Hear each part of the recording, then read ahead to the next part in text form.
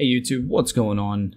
Wave here, and the Netherlight Crucible has come out yesterday, so I've been doing a lot of work with it, trying to grind out AP, getting my alts, the Netherlight Crucible, and the new quest line that came out unlocked, but I finally decided to sit down and make a video about how to optimize the Netherlight Crucible for both Frost and Unholy. So I'm going to go over Frost first. Now, Frost is pretty simple. Frost really doesn't care about the tier 2, and I'll bring up my Frost right now and kind of show you guys. I haven't really done a lot with it, however. I haven't hit 60 traits yet.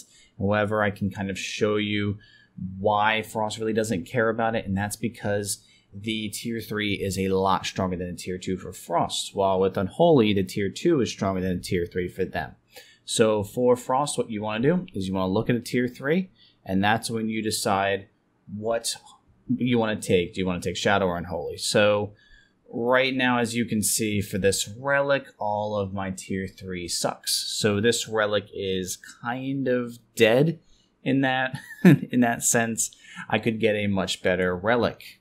So if I go to my Shadow relic, and we look across here, I have a good relic right here. I have an Ambidexterity relic on a Howling Blast relic. So having both Howling Blast and Ambidexterity, not only for a single target, but for AoE, makes this a very strong relic. So I am, of course, going to pick the Holy side for this relic. So when we go to the last column here, and as you can see, I have Cold as Ice right here on an Overpowered relic. Overpowered is not great, it's not top 3, but it's still not the worst relic. So I'm, of course, going to pick Cold as Ice here because Cold as Ice is one of the strongest relic traits you can get. Cold as Ice is second for single target, but it's just crazy best for AoE. So this is going to be the best thing for me to take out of all of these, even though Howling Blast is still a good relic option to take. So that's really what you want to prioritize on Frost. You don't really want to worry about your tier 2. However, there are, of course, tier 2s that are great. Light Speed is incredible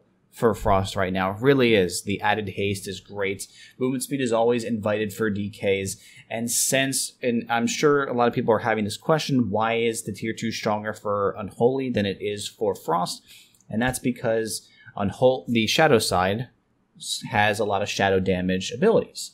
And those shadow damage abilities scale off of Unholy's Mastery, Unholy's, of course, 2-piece, and I know Frost has, of course, Pillar, and it has a couple other abilities, but it doesn't have anything in tier 2 that does frost damage or shadow frost damage, which would be amazing. It would be invited because it would allow Frost to prioritize tier 2 a little bit more. However, that's not the current situation, and Unholy's scaling off of shadow damage pretty crazy and pretty insane scaling off of shadow damage makes the tier 2 stronger for them, and we'll go over that in a second.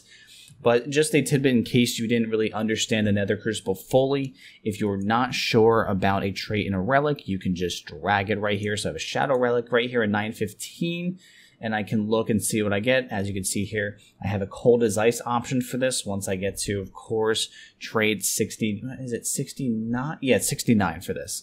So when I get to trait 69, I can look at getting this trait right here, which is really nice. So obviously, of course, I'm going to be taking a Shadow side for this relic if I choose to take it, because we have some shitty traits over here with 2 defensive relics. But that's just how that works.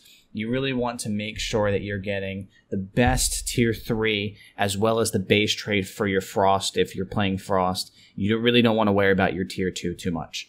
Now let's go to Unholy. So I'm going to activate my Unholy spec and go over that a bit.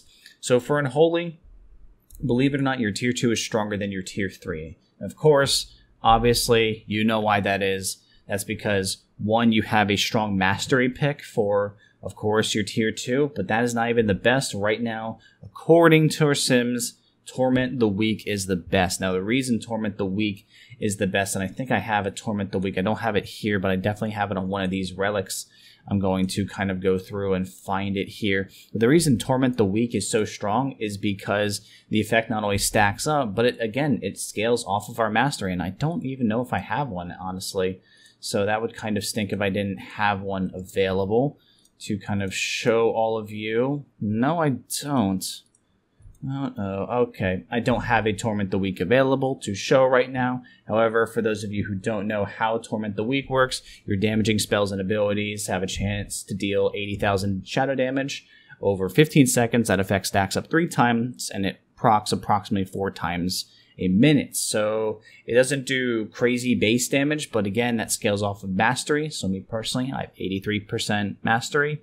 So that will scale off of that, doing 83% more damage, which is pretty nuts, believe it or not. That almost doubles the damage of Torment the Weak, making it to, I guess, what would the quick math be in my head? 145,000 damage over 15 seconds, stacking up to 3 times. That's pretty nice. Proccing approximately 4 times a minute means it does about 600,000 shadow damage a minute if you have about 83% mastery. And of course over 15 seconds, but still, that's nice for a minute. That really is. That adds up to about 10k DPS, and if you have all 3 of that, that's an extra 30k DPS. That's great. Personally, I feel mastery is most of the times the safest pick. Of course, when you get into procs and dealing with proc abilities, you, of course, could have great RNG and have that ability proc more than the approximate 4 times. Remember, approximation is not definite.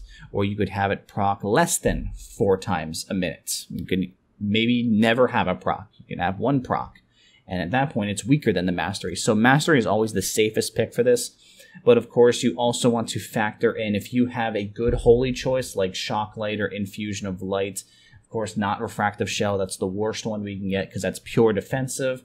But if you have like Secure the Light, which does do a decent amount of damage, and you're also deciding between that and Master of Shadows, you also want to then, because those are about equal, you then want to take into account the 3rd tier. Now, on the screen, I'm going to put up the priority, the item level priority for the tier 2 on the left, and then on the right, I'm going to put up the tier 3 priority. So you want to add up the tiers if you're going to make your decision, and whatever's the highest number is the path you take. Now, of course, if it's in the middle trait, your best in slot traits, like if I had Virulent Plague or Plaguebearer in the middle, then it wouldn't matter. I would just go off of tier 2 if they're very close or equal. So you definitely want to look at that, of course. And I hope this video helped all of you. And if you have any questions, you can post them down in the comments below. Good luck with the Nether Crucible. And first off, my final thoughts on this is I'm very excited, especially as an Unholy DK main. This is really awesome for me because having 2 Fallen Crusader relics and only 1 Virulent Plague relic means I can potentially get 3 Fallen Crusader traits and 3 Virulent Plague traits in Tomb of Sargeras, which I have a big smile on my face. I'm really excited about that. That's super cool, and the potential for it is great. So I hope you guys enjoyed the video, and I'll talk to you guys later. Have a good one.